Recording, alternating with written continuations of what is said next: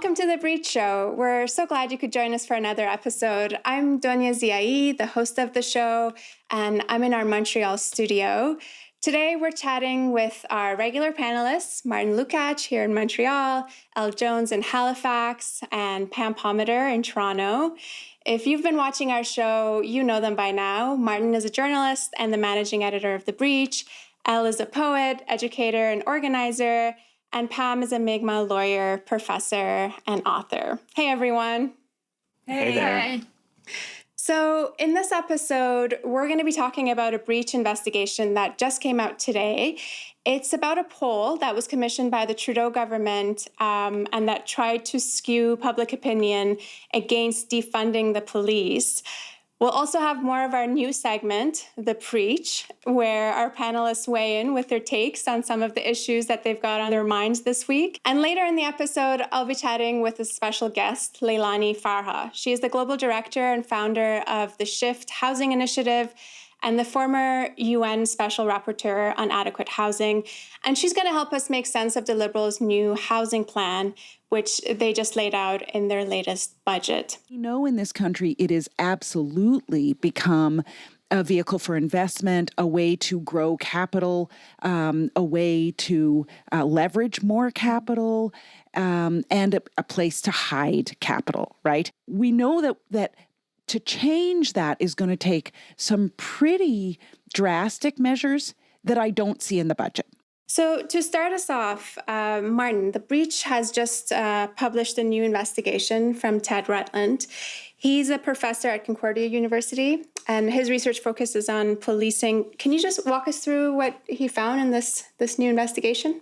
Yeah, so in 2021, reports appeared in media outlets across the country with headlines like, "Most Canadians against defunding the police." And according to study, the public says, "Don't defund the police."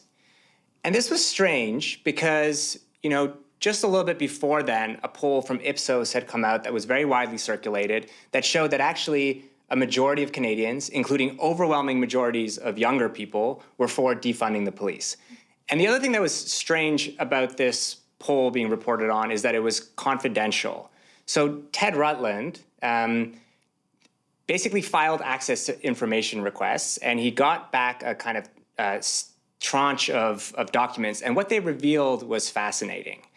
Basically, according to these government documents, what they show is that the Department of Public Safety, which is headed up by former top cop Bill Blair, seems to have cooked up a manipulative poll that was basically intended to skew the results and to make it seem like support for defunding the police was actually low. And they hired a legitimate polling firm, Environics. But what was interesting is that the department, working very closely with policing partners, whose identity we don't know, but presumably it was the RCMP, basically introduced pro-police bias into the questions. There's another twist. Despite their best efforts to bias the results, what the results actually showed when a few months later the government kind of quietly released the results on their website was that Canadians were still in significant numbers supporting defunding the police. So something like 30% of Canadians, even under very skewed questions, still were for defunding. And let me give you an example of the kind of manipulation of the questions that they did. So initially, Environics was encouraging them to ask a question like, should Canada eliminate the police altogether and find a new way to address crime and safety, which is very much in keeping with, what the Defund the Police movement has put out there. But after they consulted and had the survey vetted by the government's policing partners, the actual questions that ended up being asked were more like, do you think the police should do all the things they do now to protect public safety? And it ended up being a bit of a PR coup for the government because they succeeded in having all these media outlets just amplify this message.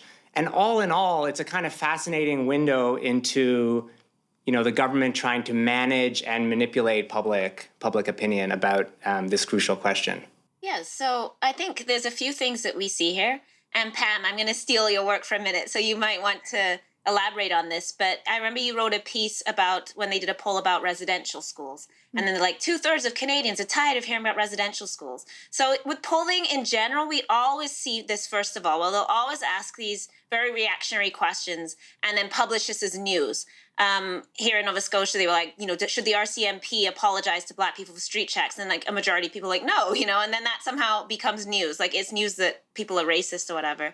So the very idea of polling becoming news is a problem in itself, right? This idea that we go and ask what Desmond Cole has called the angry white majority, these questions. They would never ask like Indigenous people, are you tired of like hearing about white people? And if you did say yes, then it would be a panic, right? Like, oh my God, what are we gonna do about these Indigenous people? What it shows us is like, this is so important to them, this PR move. Like if Canadians are like, oh, we might want to change policing, they will do everything they can in concert with government to lie to us, to manipulate results, to coerce the public, whatever they have to do, because they understand that so much of what they do, if we actually look at what police do on an evidence base, then everybody's like they should be defunding. When you start talking to people and you actually ask people, well, do you think the cops are appropriate to intervene in mental health? Nobody thinks they are. So if you create questions like, do you want murderers running our society, yes or no? Then you're just manipulating public opinion and then saying, oh, look, people support policing, which is really just about supporting the status quo, supporting authority, and, being scared of the so-called woke mob that's going to destabilize everything about society. So,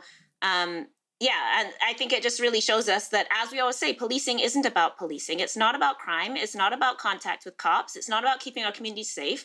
It's about these structures of power and people that will hold onto them at any cost, including controlling the public narrative. I totally agree. And the thing about it is that none of this is new. So the Auditor General actually did a review of all of these civil suits against the RCMP.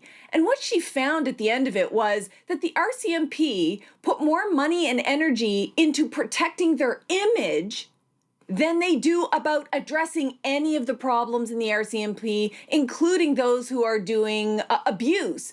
And that at that time, none of the abusers in the RCMP were ever dealt with. All the attention is on how does the RCMP look, communications, community relations, all of that stuff, instead of addressing the really, really big issues. And I think this survey is very, very problematic, obviously because it's introducing bias, but also because Environics is a group that does a lot of surveys. And I know that, survey groups want to work with governments or whatever, but really, do you really want to compromise your ethics by changing the questions that you thought were a little bit more objective or neutral, and kind of fall into this police bias trap? And it just reminds me of one of the surveys that wasn't long ago, not just the residential school one, but there was another one, which was asking Canadians, should we implement treaty rights? That's like asking Canadians, should we follow the law? It's actually constitutional law. The treaties are protected in law. But do you like your constitution? I mean, it's just, you're presenting Canadians with options about whether or not they can breach human rights. And it's just so fundamentally flawed that it doesn't actually inform you of anything. And when there's no options on these kinds of surveys, then what are they supposed to say? So you've got that, that issue, the whole propaganda thing. You've got this problematic survey, but then you also have ethics and integrity in the media. Is the media supposed to cite a survey unseen?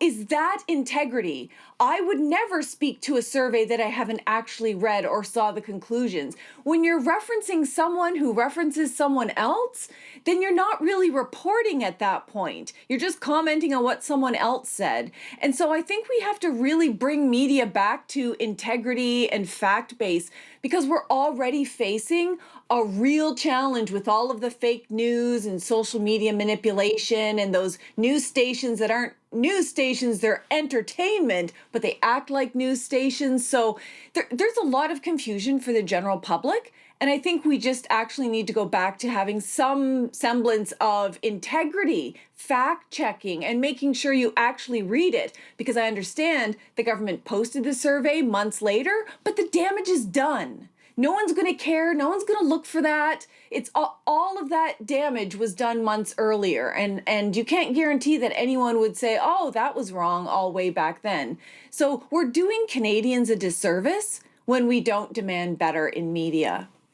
I also just want to add, as you said, it's not new in academia either, right? So criminology departments, which are now changing, like there's a whole stream of radical criminologists, but for a long time, criminology was more or less a department that would collude with cops in prisons, right? So the punishment industry you wouldn't get through ethics if you weren't supported by a prison, if you wanted to do prison research. If you wanted to research stuff on policing, you couldn't possibly do it because if it wasn't something the cops wanted to see, you wouldn't get clearance and they wouldn't participate. So we've seen this for a long time, where, for example, in Canada, for a long time, we had research that said that solitary confinement did not affect people because they were using researchers that CSC was paying to then say, okay, no, solitary confinement isn't affecting people. And this is in Michael Jackson's book, Punishment Behind Walls, where he's talking to people in solitary confinement and then, CSC is bringing in other people. So this whole industry of prisons and punishment is held up by this constant manipulation of research, manipulation of surveys, polls, academic departments, whatever it is, to install themselves and then claim that this is just common sense or evidence or fact. But then when you start digging deeper, it's all manipulated.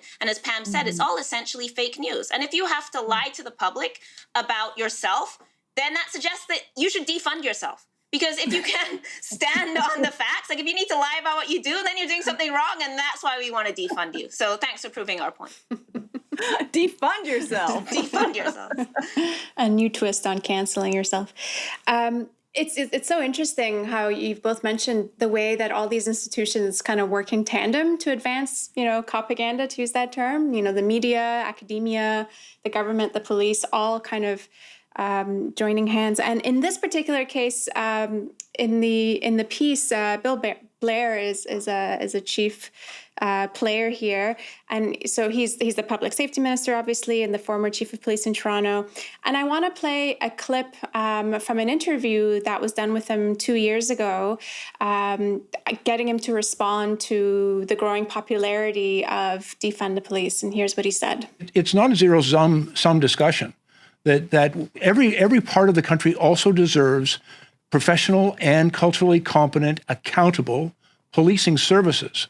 But every part of the country also needs to ensure that we address those social conditions that give rise to injustice, that give rise to disparate outcomes, that cause people to suffer. And so the work of supporting Canadians in every part of our country, and particularly racialized Canadians, Indigenous Canadians and racialized Canadians in all parts of this country, we need to do a better job of providing them support and helping their kids be successful, their communities be safer, and we have to ensure that the police that are there to serve and protect them are culturally competent, capable, professional, and accountable in how they perform those duties." Martin, what do you make of that?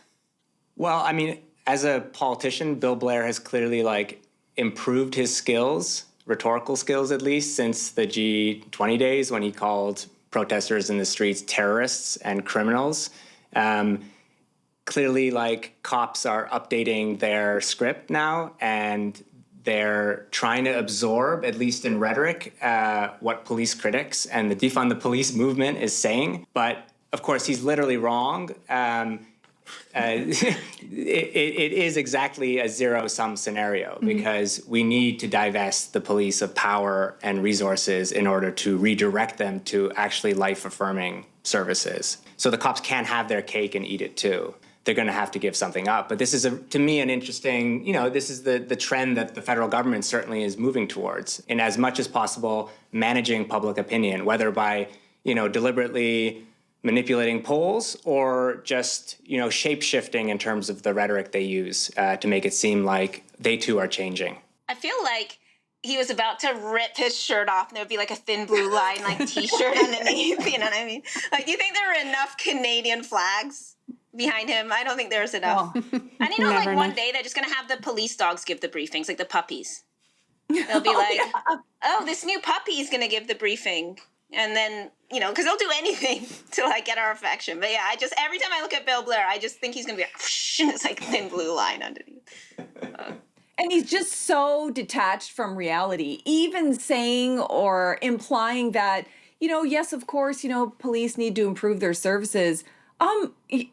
It's so beyond that. We know police have never improved their services. In fact, it just gets worse on many fronts all across the country. And, not just here, but also in the United States. So what is he even talking about? Like, for him to think that he's going to fool most Canadians when, a couple of nice words at a press conference really doesn't mean anything. When you see police beating people in the streets, when you see RCMP officers beating and assaulting an unarmed chief from a First Nation on video, and for the RCMP to say, well, we won't stand for that in police, RCMP culture. What do you mean? That is RCMP culture. And that's why those cops were cleared originally. The only reason why it became an issue afterwards is because we saw the video.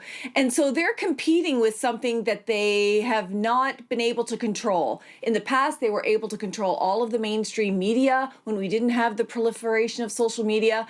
It's like basically media just read the cops' speaking notes and press releases. And in many cases, they still do that in some provinces and areas. But now they can't control the message because people see, people hear, we're able to share our critique, we're able to provide the facts and stats. And so I think although he's trying to, put on a very good face about policing, I think he fails miserably. Martin, and there's a way in which the movement for defunding the police actually becomes an excuse for some police forces to actually further enrich themselves, no? Yeah, I don't know if you guys saw this report that I think just came out in CBC this morning or last night, but in the latest funding drop from the Ontario government, the Hamilton Police have received a few $1 million to run a community intervention unit, and if you listen to the comments from the Hamilton Police chief, he's saying, we recognize that police can't do everything, so we're just going to task some other police officers to do a community response. But it's fascinating to watch them trying to absorb and co-opt the very critique, but then ensure that fundamentally the institution of policing is not changed at all. And we were talking about this last week with, military language, right? And it's the same thing with the cops, like, they became first responders or frontline workers, right?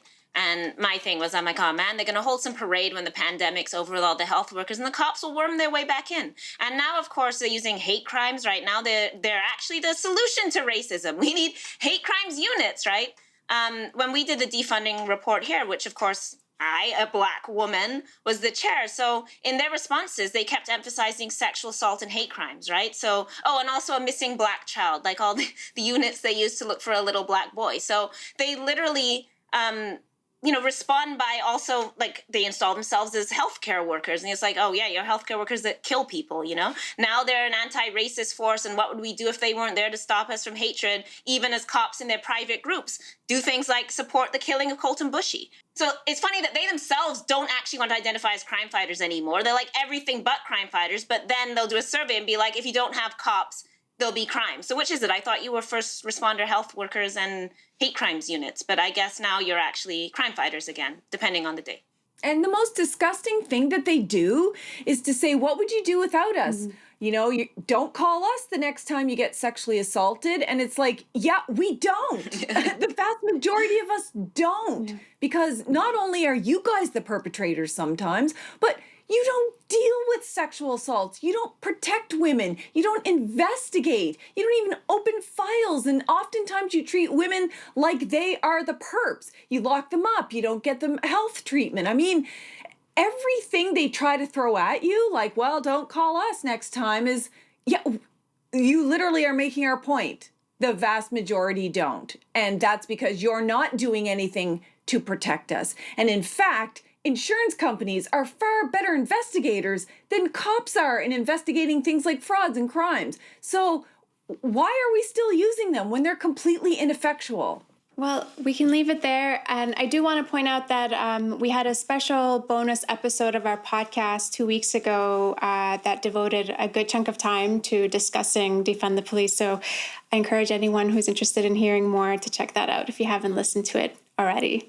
Okay, it's time for more of our new segment, The Preach. We've got some hot takes for everyone to hear. Pam, why don't we start with you? What's on your mind this week? So I usually enjoy April Fool's Day, but this year the joke was beyond cruel. Despite widespread Canadian support to defund the police, the federal government and the RCMP signed an agreement to give them more money. I kid you not. Starting April 1st, RCMP constables are now entitled to make $20,000 more than they were before. Oh, and here's the kicker. Guess who pays their salaries? Yeah, that's right. It's you and I. And apparently, we don't have a say in the matter.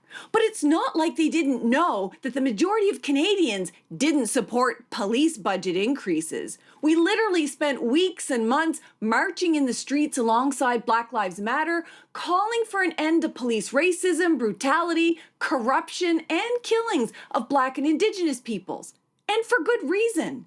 The RCMP, Canada's iconic national police force, is an outdated, male-dominated paramilitary organization struggling to function long past its expiry date. They simply can't be fixed. But don't take my word for it. Former Supreme Court of Canada Justice Michelle Bastras wrote an independent assessment of more than 3,000 claims of sexual harassment by RCMP members against female RCMP. He was shocked by the large numbers of violent sexual assaults committed by the RCMP against its own members and how they specifically preyed on Indigenous women on the force. He concluded that the RCMP represent a toxic culture of racism, misogyny, homophobia, and sexual violence that is heavily invested in maintaining that status quo. They won't fix themselves. But this isn't news. The Legal Services Board of Nunavut documented persistent racism and abuse by the RCMP towards Inuit women. Human Rights Watch reported on the numerous sexual assaults of Indigenous women and girls, again by the RCMP. And we know that 36% of all RCMP killings involved Indigenous peoples, and we're only 5% of the population. Where were the RCMP when racist fishermen were attacking Mi'kmaq fishers and burning down our buildings? Where were they when we were asking them to investigate murdered and missing Indigenous women and girls? You know where they were? They were arming themselves to invade Wet'suwet'en territory, Mi'kmaq territory, and Mohawk territory. If ever there was a justification to defund the police, this is it. So why are the RCMP getting more money? Could it be because the public safety minister is Bill Blair, the former chief of Toronto Police, the same police who were found to have engaged in an unprecedented campaign of excessive force and mass arrests against peaceful protesters during the G20? After reviewing the many civil suits against the RCMP, even the Auditor General found that the RCMP are more concerned about protecting their image than dealing with abusers in the force. Oh, and in case you were wondering who pays the billions of dollars of civil suits against the RCMP, you guessed it again, we do. We literally pay for our own oppression. And no amount of biased surveys or propaganda on social media is going to fool Canadians, even on April Fool's Day.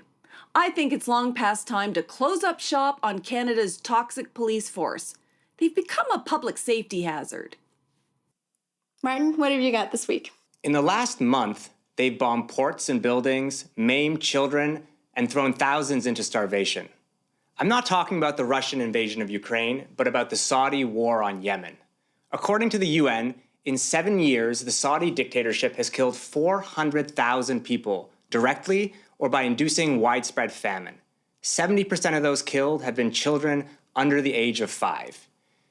If you haven't heard anything in our media about this grotesque crime, it's for a single and simple reason. Our government has helped the Saudis commit it, and the victims of our allies aren't worthy of attention. Since the Saudis don't have weapons of their own, they've needed a helping hand, and the Liberal government has eagerly overseen a deal shipping them $15 billion worth of combat vehicles. Called LAVs, they weigh 28 tons and are equipped with guns that can shoot down planes. Justin Trudeau and the UN Ambassador Bob Rae have taken to describing them as mere jeeps, which is a bit like calling a flamethrower a high-power barbecue lighter or calling a warship an ironclad jumbo rowboat. Canadian companies have also exported, with Trudeau's blessing, sniper rifles, aircraft, and surveillance technology, many of which have been put to use in Yemen. A Canadian company has even tried helping Crown Prince Mohammed bin Salman produce the Saudis' first homemade plane, presumably so that the dictatorship can stop relying on others to fight its dirty wars. Last month, the Trudeau government announced $62.5 million in life-saving humanitarian assistance to Yemen. If you do the math, that would compensate for approximately 0.004% of the life-destroying weapons they're sending the Saudis. This is a common pastime of the Canadian government, showing up at a burning house like proud firefighters, even though they themselves are the arsonists. There's one ironic and potentially hopeful twist in all of this. The factory in London, Ontario that currently builds these death machines previously spent decades building train components. That is, until Pierre Elliott Trudeau helped convert the factory to weapons manufacturing in the 1970s and kickstarted Canada's arms dealing to the Saudis. The response of Jagmeet Singh and the NDP has been to adopt a short-sighted position. They say the military vehicles should continue being built, but for domestic use, as if we need them any more than the Saudis do. Here's a better idea. Put the factory to work making the stuff that we desperately need in an age of climate crisis, starting with electrified high-speed rail connecting the country's most busy corridors. That would be a way for Canada to become a force for good, not just in name, but in deed. Last but not least, Elle, what have you got? So this week we saw the news that Chelsea Manning had yet again been denied entry to Canada by the Canadian Immigration Board. And of course, what was Chelsea Manning's so-called offense? Revealing to us war crimes. What this also showed us, of course, is how tightly controlled Canada's border is and how often CBSA is engaged in violating people's rights. Now, many people may not know that CBSA is the only police force in Canada that has no independent oversight or oversight at all. If you complain to CBSA, it's going to an agent. So there is no way to get any data, to complain about them, or to hold them accountable. And where this really shows up is in immigration detention. Now, many Canadians hear the words immigration detention, and maybe you picture something like a shelter or a nice little dorm where people go. But that is not the case. In fact, it is just jail. So people who are detained for immigration are held in provincial jails across Canada. In 1/5 of people are actually held in about 78 different facilities across Canada, which includes maximum security facilities. And their only so-called crime is moving their body from one place to another. The conditions inside these facilities, since they are jails, are as brutal as we would expect. People are held in solitary confinement. We've seen numerous hunger strikes against these conditions. And in fact, in Canada, 138 infants and children are held in immigration detention. You heard me right. Infants are held in immigration detention and separated from their families. Between 2019 and 2020, there are almost 9,000 people held in immigration detention. And though we do not keep numbers, we know that Black and Brown people are far more likely to be deemed as some kind of danger and held in these facilities. And why does this happen? Because across Canada, our provincial governments have contracts with CBSA that allow CBSA, Canadian Border Services, to use these facilities as a detention place. So there's actually a simple solution. Ask your province to cancel the contract with CBSA. If our jails stop holding people, then we will effectively have ended immigration detention in this country. So Human Rights Watch and Amnesty International, I'm not a member of them, I'm just telling you that they have a campaign, and it is very simple right now. Please write the Premier of your province and tell them that we do not need children held in immigration detention in Canada, and we do not need to hold people in jail simply because they fled from an economic crisis or climate crisis or wars largely stoked by us and our activities in their countries. And as a result, we are torturing people. People are dying in these facilities for nothing. They are no threat to society. So if you want something to do this week, ask your province to cancel the contract with CBSA. And if Canada wants to do something good for the world, we could actually live up to our so-called commitments that we make about multiculturalism and diversity and being a welcoming place, and actually let refugees and immigrants into this country across the border without making that illegal, which is in fact what international law says. That's it for this part of the show. Pam, Martin, and Elle, always great to have your insight and your wit. We'll see you next week. See you. Take care. Thank you. In our next segment, I want us to dive into the new federal budget and what it lays out on housing affordability in particular. Since the Liberals took office in 2015, the average price of a home has doubled in Canada, and the federal government has now made housing the centerpiece of its latest budget. They've committed around $10 billion in total spending over the next 5 years, and they've laid out a number of policy commitments to address affordability. So to help us cut through the spin and properly understand what's being proposed, we've invited Leilani Farha on the program. She is the global director and founder of the Shift Housing Initiative and the former UN Special Rapporteur on Adequate Housing. Welcome to the show, Leilani. It's so great you could join us. Thanks so much. I'm really happy to be here. Yeah. So we'll break down some of the specifics of the announcement a little later on, but just to get your general thoughts first, when you look at this budget, what does it tell you about the Liberals' approach to housing and basically who stands to benefit the most from their housing plan? Yeah, so I think it's pretty clear that this budget was very much intended at promoting home ownership. I think there's a lot in there to promote new housing supply, and with the supply has to come people to buy it. So there's sort of a propping up of home ownership in that way, creating new supply and supporting buyers so that they can actually purchase. What we see less, in my opinion, is any focus on the folks who are actually most in need in this country, in housing need. So, of course, homeless people who are obviously the most in need because they don't have homes, and people living in low income, minimum wage earners, those who are really struggling to pay the rent. There was very little, almost next to nothing for those two groups. Yeah, and as you say, there's a lot of attention in this budget that's being paid to buyers and specifically first-time home buyers. You know, there's tax-free savings, incentives, and so on.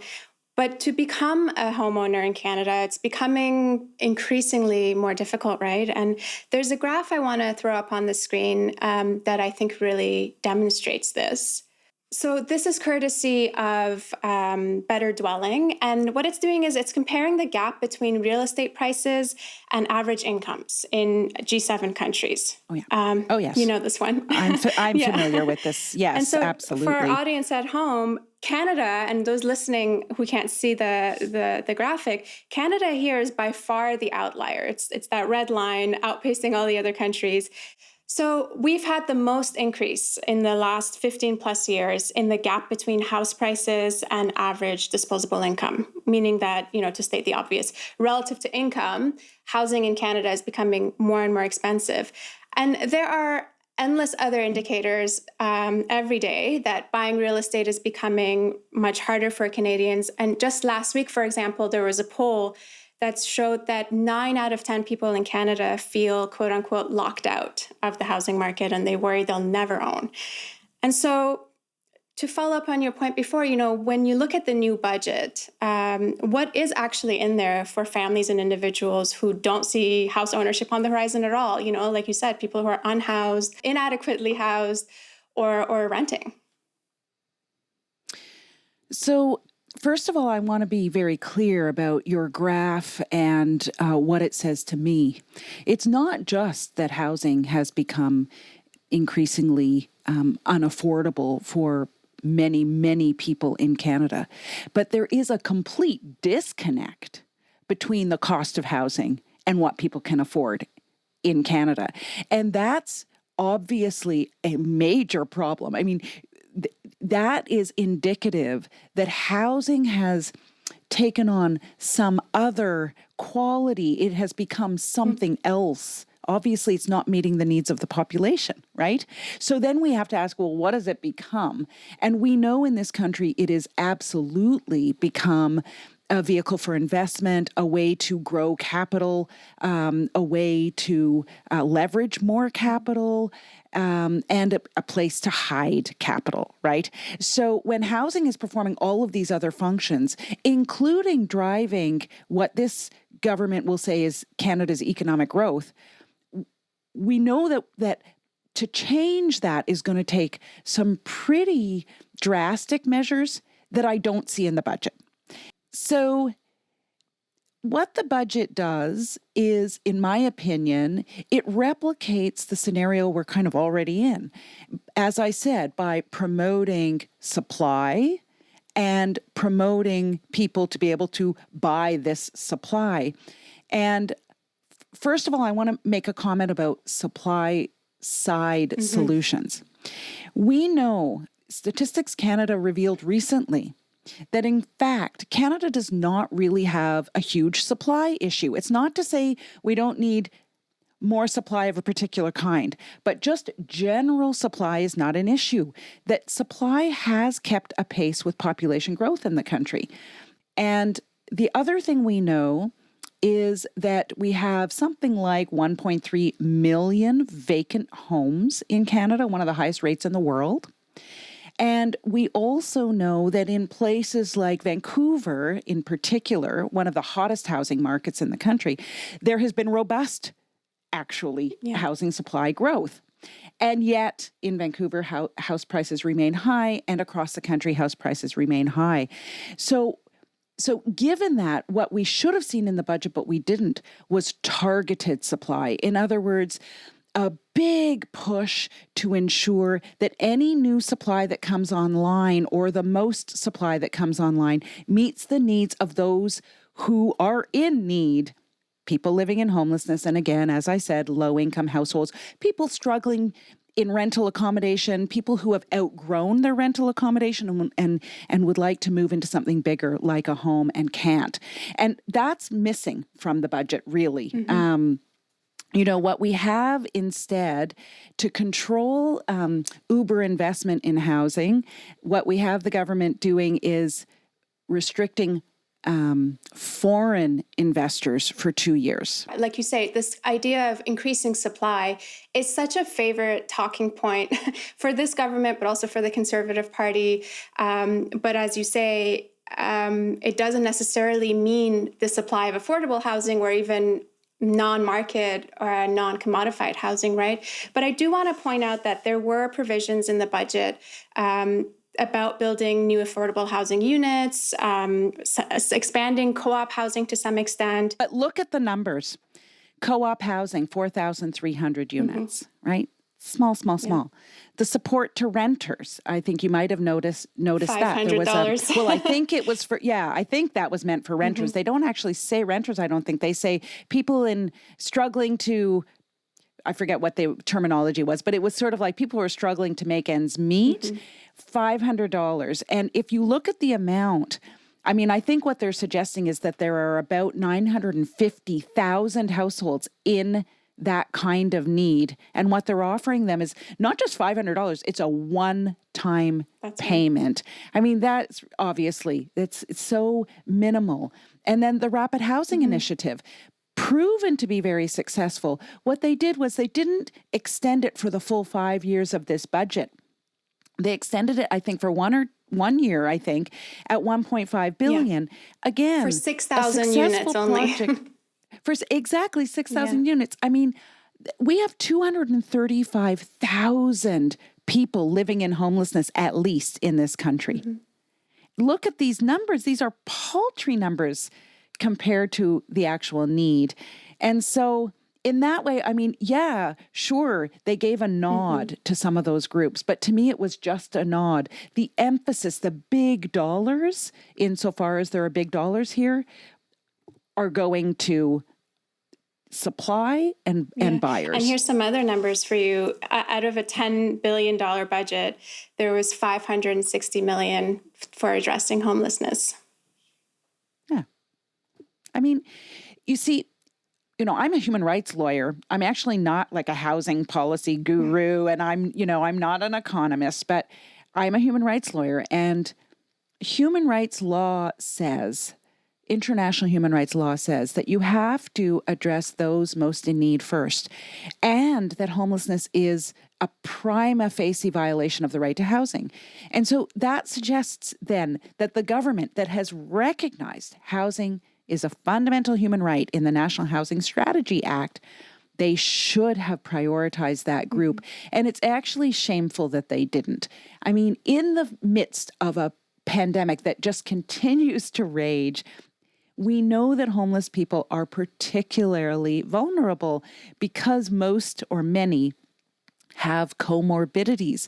And so even if they're vaccinated, if they get COVID, they are at real risk of ending up in an ICU unit and maybe even dying. And so it just seemed to me, I have to be honest, shameful that the government didn't move in a major way. I mean, that could have made Canada an outlier in a different way, right? Really, charging ahead to end homelessness. Now that would have been pretty amazing. Not there.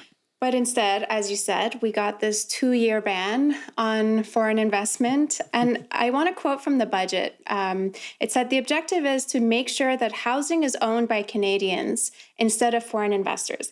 And I guess my question is, first of all, to what extent have these foreign home buyers been the drivers of inaffordability? And then does it really even matter ultimately if the investors who are driving speculation are Canadian or, non-Canadian? Yeah. So first of all, I mean, I think it's recognized that foreign ownership in Canada, foreign investor ownership, is around 5% across the country as a whole. So that's pretty low, first of all. Second of all, I love the second part of your question because to me, there was a naivety in this budget around housing. It's not clear to me how it was crafted or who informed these measures. Because, if you understand the way capital works these days, capital is global, right? The idea of foreign versus domestic is kind of antiquated. Capital is global. Where capital is foreign and being excluded because of its foreignness, the actors will simply figure out ways to look domestic. And the other thing I'll mention is that in British Columbia, what they did with foreign money or foreign ownership of property, rather than banning, what they did was they decided to tax, right? So British Columbia initially imposed, I think it was a 15% tax, and then they revised it to 20%. And while we might query, should they have gone after foreign ownership? At least that measure generated some money that then could be put back into affordable housing or, housing of some sort. So by banning it, the federal government doesn't even avail itself of a potential revenue source, right? So I think that whole area, it was a bit of a red herring. Maybe that was politics. I'm not sure. It's scapegoating, isn't it? Just classic scapegoating. It could very well be. And it's so easy to point the finger outside of our territory, as you say, scapegoating.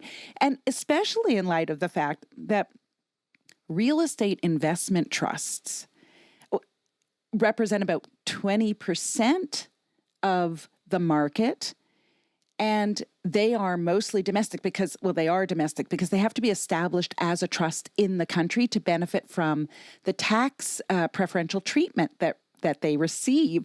And so why wouldn't you, and we know REITs are, as we call them, are driving up rents. So why wouldn't you go after REITs? Instead, what they said was they want to study REITs, but they didn't want to study foreign investment. There's been no study, to my knowledge. I asked the Twitterverse to tell me if I'd missed a study. There's been no study.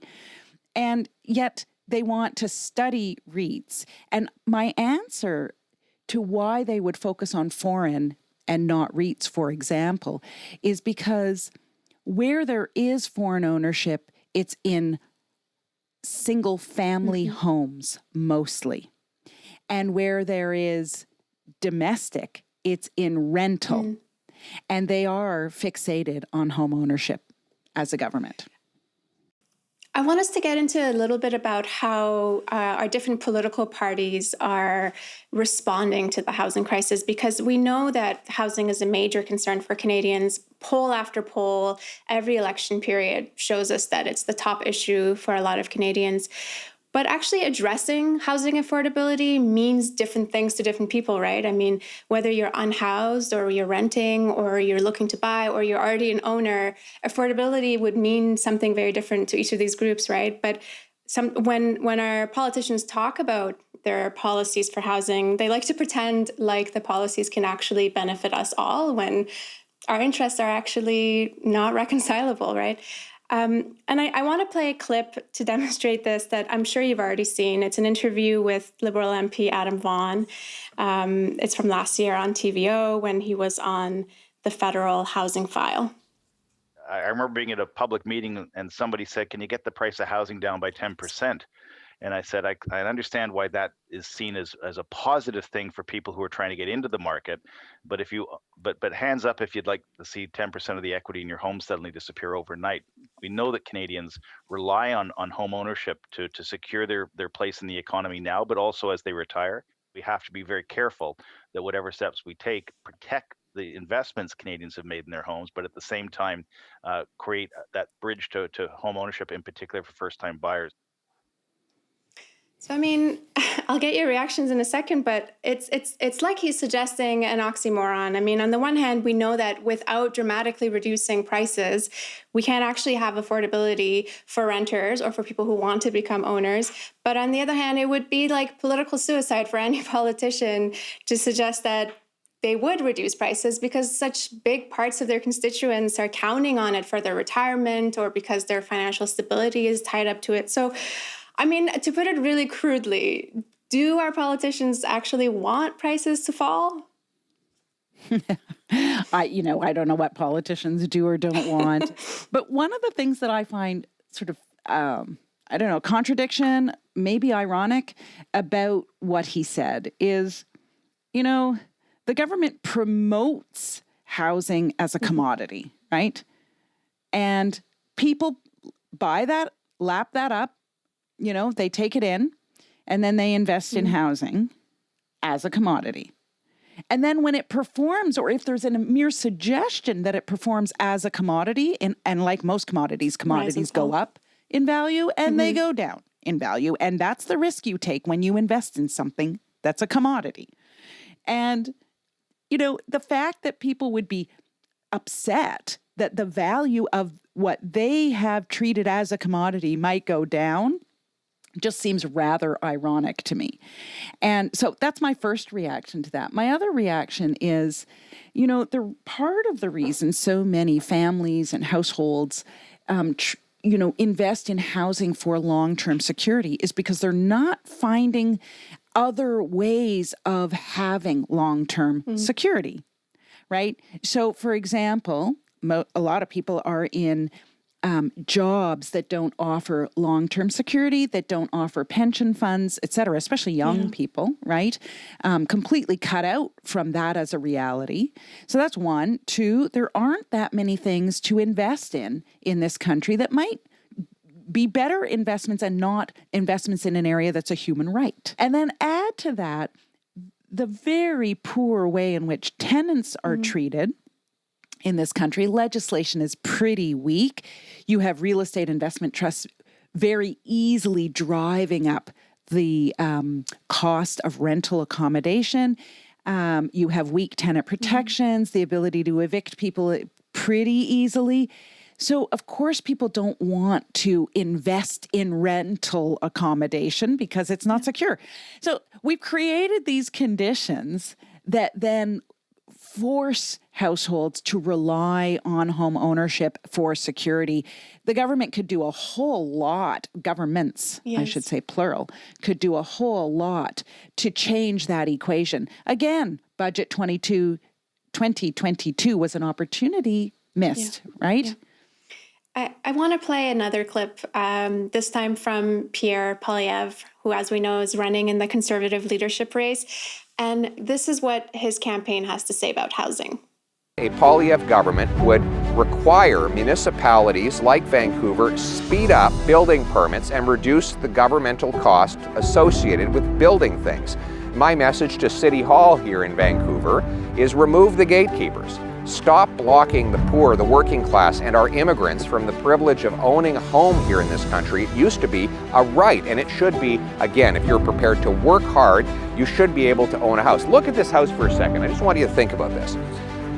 Back when this was built, it's probably a family with a very modest income could have afforded that piece of heaven. But now, 40 years later, we look around and say, could young people with a similar working class background own the exact same house? And the answer is no. Why is that? Aren't we supposed to be moving forward? Shouldn't our working class be better off today than it was 40 years ago? So again, he's here. I mean, in the beginning of the clip we watched, he's kind of repeating that same supply side talking point about increasing supply, but he is also, in classic, faux populist fashion, really doing a great job, actually, of communicating the anger and the sense of abandonment that I think a whole generation of Canadians are actually feeling over housing. I'm curious, though, what you think of sort of first of all, what he's appealing to there, but then also how substantive the path forward that he's offering actually is.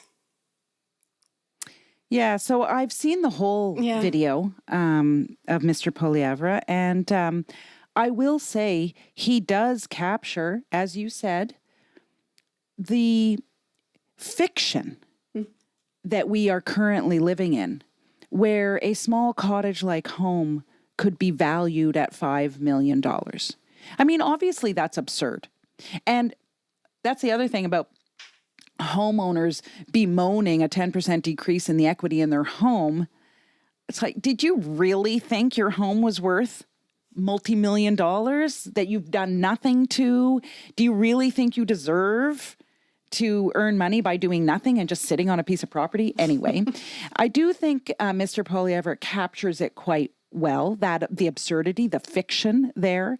I think in that video, you didn't play the clip, but he also says that the low interest rates set by the Bank of Canada, particularly at the beginning, I'm not sure if he says this, but particularly at the beginning of the pandemic, has resulted in money being free, basically cheap money, and that has helped contribute to the driving up of housing costs. And he's right, because it enabled this uber investment in housing as a speculative activity.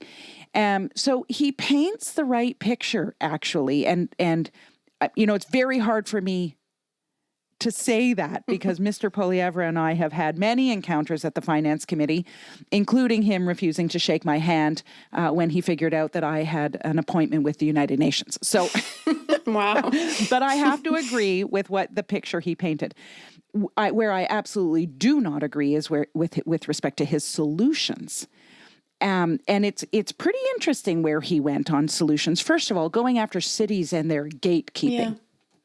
Well, I mean, I think that's, again, a red herring. Maybe cities need to modernize some zoning or something like this. But I would be loath to just open up cities and just allow free development. And where have we ever seen development that's just been allowed to do what it wants? Where have we ever seen development like that actually meet the needs of local populations and those most in housing need?